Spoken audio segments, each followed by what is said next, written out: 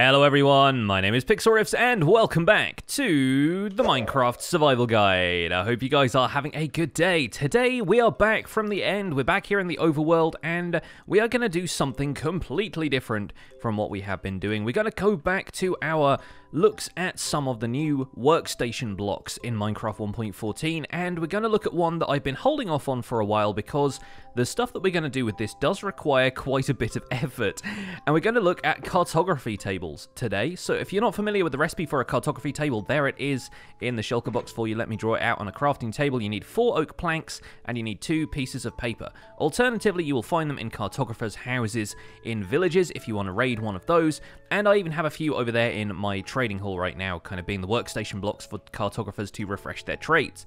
And a cartography table doesn't actually make maps as such, or it can on Bedrock Edition, but not on Java Edition. On Java Edition, you'll notice it has 2 separate slots here and 1 output, and I like the fact that it has this giant map here in the middle. Maybe we can do something to take a look at that in a second. But I've got some empty maps up in here. If you're not sure how to make an empty map, all you need to do is get a compass, surround it with paper in a 3x3 crafting interface, and you will get yourself a nice empty map. I have a bunch of these traded from cartographers, so we're going to wander out onto probably the plains over here at Founders Forge, and we're going to activate this map, and it's going to give us a map of a certain region of the world. Now, it doesn't always center on the player because these maps are actually kind of locked together so that if you end up getting a bunch of them in a row, they're not all in different places. They all kind of go together really well. So let me grab one empty map like so and open it up like that, and you can see, there we go. We are standing, actually we're kind of in the center of this. We're on the center bottom of this, and you'll see that over there on that side, we have a pretty decent overview of the town. We've got the marketplace down there in the bottom left-hand corner. We've got the blacksmith's guild there, part of the ravine. And obviously, if we go a little bit further, if we go off this map like so, and go to the bottom half of the ravine, like this, we'll probably get a really nice overview of the castle here, actually. If I get another empty map and go, whoop, like so, wow, yeah, that's a castle right there. And kind of proving that I still have a lot of empty space around here that I need to fill up. So we need to do some building at some point. But anyway, what I have here is a nice map of the town, and like I said, these are specific regions of the world. These are actually 128 by 128 block areas, which it is displaying on these maps, and so when you lock them together in item frames, you can display a full map of the world without you having to stand at very precise coordinates. It's just going to open up a region of the world around you in the map, and that is what you can put in item frames to see them side by side. And that is what I've been doing over here, except this map hasn't been updated for a little while, and it's at a different scale. So one thing a cartography table can do is change the scale of a map if you add some items into that second slot. I guess we can use this as an example here. Let's fly back over to the storage shed and let's grab that cartography table. Here we go. So if we pop into this and we have some paper, where did I leave the paper? Is it in the shulker box? It's in the shulker box. Perfect. If I grab this and pop the map in there, oh, it shows you a lovely overview of it like that. Check that out. And then if we pop a piece of paper in there, what it's going to show you is that that map is now being scaled up.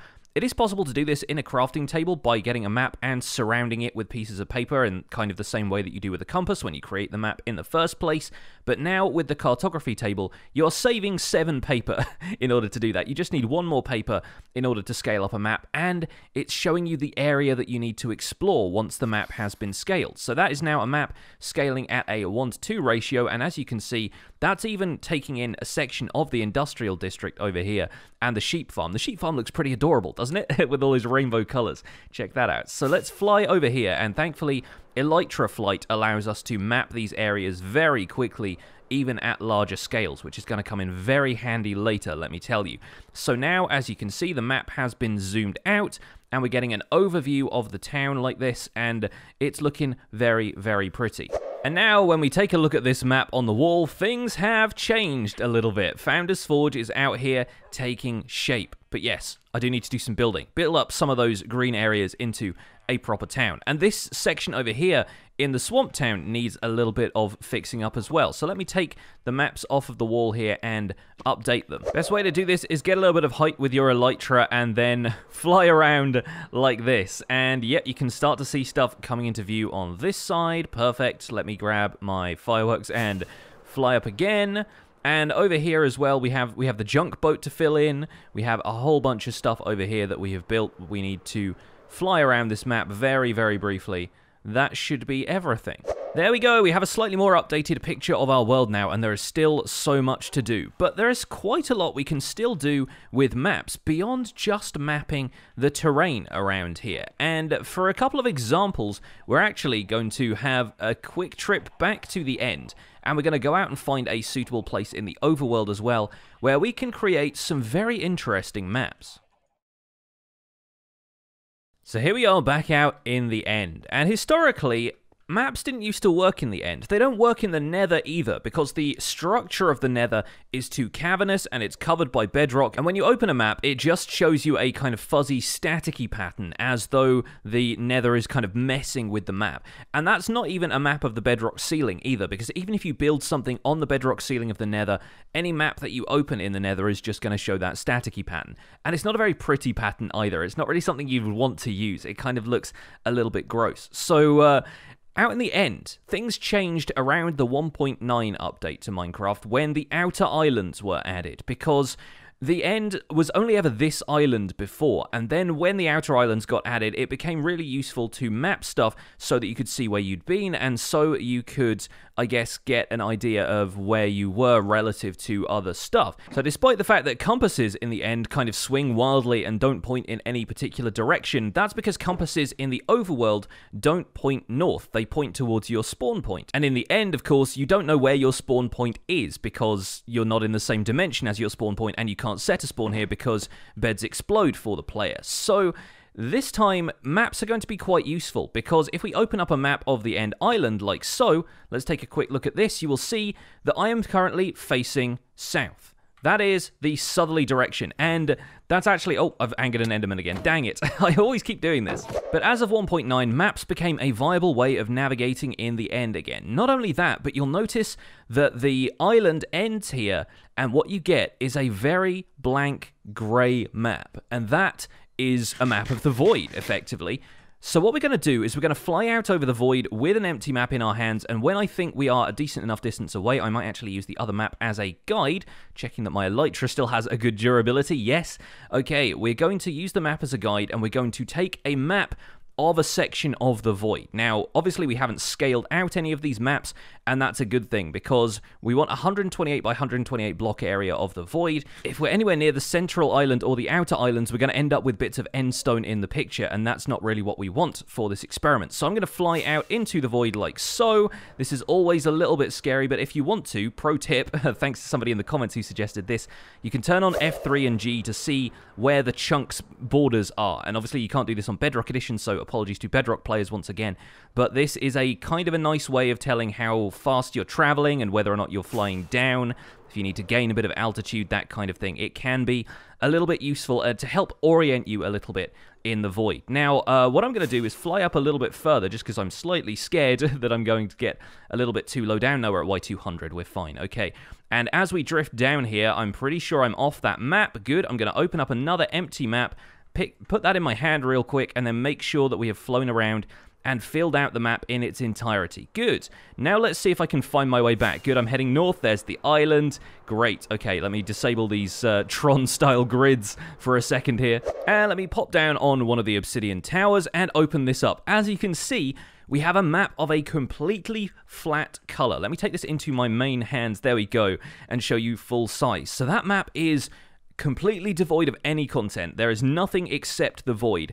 And that makes it the perfect canvas for doing some really interesting stuff. But it is stuff that I will go back to the overworld for in the meantime, because I kind of want to spend more time away from the end. So back here in the overworld, we are going to pop down our cartography table like so. We're going to put this map of the void in there, and we're going to use one of the other functions of the cartography table, which is to clone maps. If you put an empty map in here, you'll notice it doubles up like so, and the output is 2 regular maps of the same thing, and they stack even. So what you can end up doing is creating a very blank wall with this. In fact, some folks have already used this to create a kind of sensory deprivation chamber, and let me show you exactly how that works. We'll build it in a very basic form here. I'm going to pop down here with the crawl, and yep, okay, so we've taken that out. And now, if we pop item frames on each of these surfaces, because remember, item frames can be placed on an underside of a block as well. I've made a couple more empty maps because we will need those in a minute, but let me just create one more clone of this. Fantastic, we have 5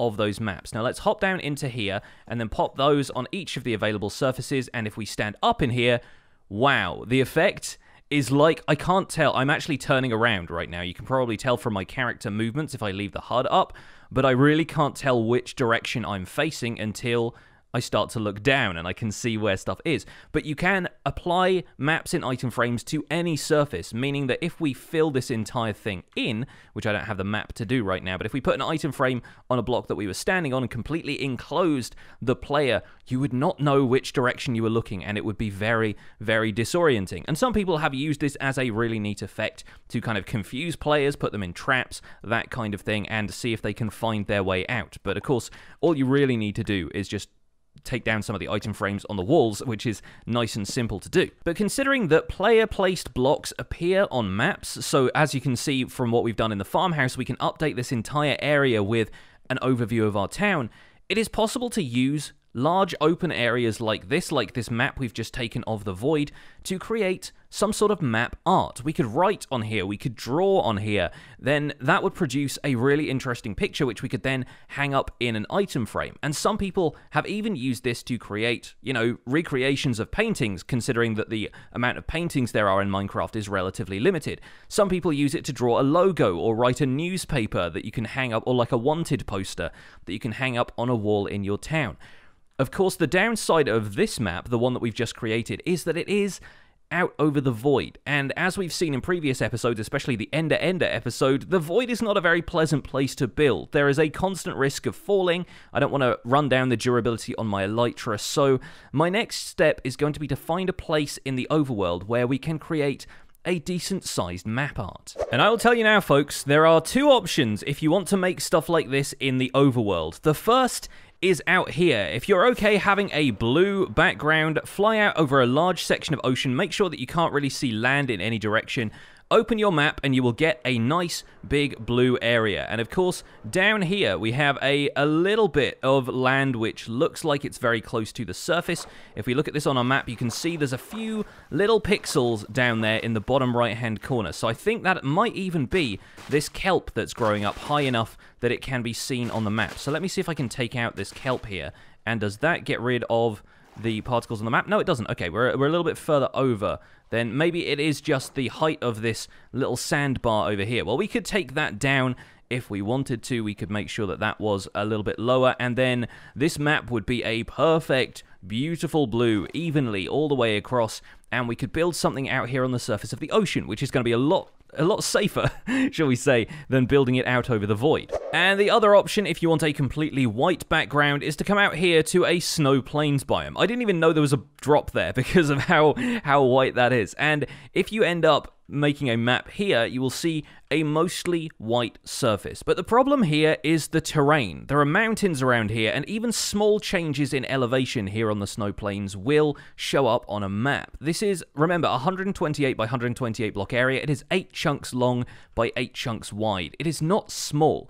And so, there's even a village over there, look. The thing we need to do is find a flat area of the snow plains and an area that is easy enough for us to either cut down, to kind of trim down, or to fill in. So I'm going to do a little bit of searching for that one, because to have a completely white background to start ourselves off, it's probably going to be the case that we will need to do a little bit of terraforming, just flattening the area out a little bit, either bringing up these kind of dips in the terrain, or maybe flattening down some of the hills and mountains around the outside, which is going to take a little bit of doing, but I've run out of dirt and grass anyway for my endscaping project, so I decided I would probably come out here and do a little bit of grass gathering while I was in the area. But first, we need to find an area that's going to work out better. It's going to be a little bit flatter, and preferably a little bit further away, so that if we decide to come back to this area and build something in the fullness of time, we're not really going to be disturbing that stuff. Oh, and I came out to a place that I thought was going to be perfect to start this project, just a couple of frozen rivers to fill in and so forth, but there's a village here, and I don't want to take this village down, so I might have to look elsewhere in this biome. But this is the frozen plains that's about 5,000 blocks in each direction from our base. This is going to be perfect in theory for what we want to do here, but right now I don't really want to disturb the village life, and these villages are really, really cool looking as well. I love their outfits and stuff. So in theory, we could flatten out this entire area and destroy this village, but yeah, I really don't want to at this point. So let's fly over here, because there might be a couple of other flatter areas over here. It's a little bit difficult to find a place that doesn't have ice mountains in it, and we might have to compromise and just take down a mountain using a haste beacon or something like that. But I think we can find a place somewhere out here that should have a nice flat enough area. The other problem is, of course, fitting it on the map, because it's got to fit within a 128 by 128 block area, which is quite a wide open space. Maybe this bit here will be okay, though. There's a ravine there that we could probably just fill in. How about here? Here is a quick tip for making this kind of map art project, by the way. If you stand in the middle of a place and the terrain you want is basically all around you on all sides, you're probably going to be okay. Like out there in the ocean where we couldn't see any other land, it was going to be fine. Here, though, it might be a little bit more of a risk, but I think we can work with that. I think that's okay. As you can see, the terrain is clearly there. There are a bunch of ups and downs in here. Basically, anytime there is a block one block higher to the north or south of a block, it will show either a shadow or a highlight on the map, which is showing where the terrain elevation is, which looks really nice in theory if you are okay with seeing the terrain itself. Not very easy to work with if you want it to be flat. So we're going to have to flatten out a decent sized area around here, but I think we can do this. I think we should be able to do it. There is one village house over there that makes me think there is another village generating just beyond the borders of this map. But you know what? We lucked out. I'm pretty sure this terrain is something we can work with. We can fill in the ponds, we can fill in the rivers, we can cut down some of the elevation here, which means I'll get a ton of dirt and grass, which is really what I want. And then we'll be able to turn this into a blank white map onto which we can draw pretty much anything. So after about 5 hours work, here we are in the middle of an almost entirely white map. This is all snow layers, and thankfully the additional snow layers here and there that I placed down by mistake don't really count because they aren't full blocks, so they're not exactly taking up the full block height required to cast a shadow or a highlight on the map. But what I'm standing on right now is the sum total of all of the stuff I've pulled out from this area. There is a lot of stuff. There's a lot of dirt and grass, and this is all great because that's going to go back into my landscape over in the end. But right here, yeah, we have a bunch of stuff. I pulled out tons of ice from the river over here and stone from this section. This section was the worst part because that really involved taking out quite a lot of terrain, and I didn't want to bring a beacon over here because it was a relatively small amount and it would have taken too long to go and get the beacon. But yeah, I've let my snow golem out. I actually used 10 snow golems to basically Zamboni this entire area, is what they did. I was dragging them all around using leads, and they just kind of followed me around this whole area, covering over all of the areas that we'd flattened out with the snow, and they are still hanging out over here. They're attached to a fence using leads, so they will stick around over there in case we need them. There's the one there who was sheared, and yeah, there's one thing I need to do aside from move all of that stuff back to my storage room, and that is to take out this top line of blocks that are above the level here. We don't need to do anything more than just get rid of those. We don't need to take out this hill behind there or anything. But what that's actually doing, the row along the top there, it does not appear on the map, but it is casting a shadow from that region over there onto the map that we've got here. So as you'll see, as we take out this section here, I'll get rid of all of the dirt first and then chop down the wood with the axe. And believe me, this has been so much better with an efficiency shovel than it would be without. So I really recommend making sure you got those efficiency tools for this. But now when we update the map, you'll see that's actually a highlight. And this is another thing you need to make sure of, because that technically, from the snow layer down to the full block there, counts as a step down. So that's also creating a highlight now instead of a shadow. So what we'll need to do is fill that in with snow layers so it's all the same height, and voila, that is all done, and we have ourselves a completely flat white area. I need to do the same over here. Obviously there is one block here that needs fixing up with a snow layer like so, and that's eliminated the highlight block that was on the edge there. And now I just need to go through, take all of this down and put snow layers in place, and we'll have a completely white map once I've moved all of the grass and dirt from out of there. And that is where we're going to call it for today's episode. I'm not going to do the map art itself quite yet, but we are going to clear out the rest of this area. And tomorrow, I'm going to come back and we're going to build the Minecraft Survival Guide logo. I'm going to try and do that in the form of a time-lapse or something like that, but we're going to have it up as like a poster that we can put around the world, just as an example of what is possible with map art like this. I'm going to take you through that process step by step where I can, and I hope you guys will enjoy that. But for now, that's going to be it for this episode of the Minecraft Survival Guide. Thank you so much for watching. My name has been Pixlriffs. Don't forget to leave a like on this episode if you enjoyed it. Subscribe if you want to see more, and I will see you guys soon. Take care. Bye for now.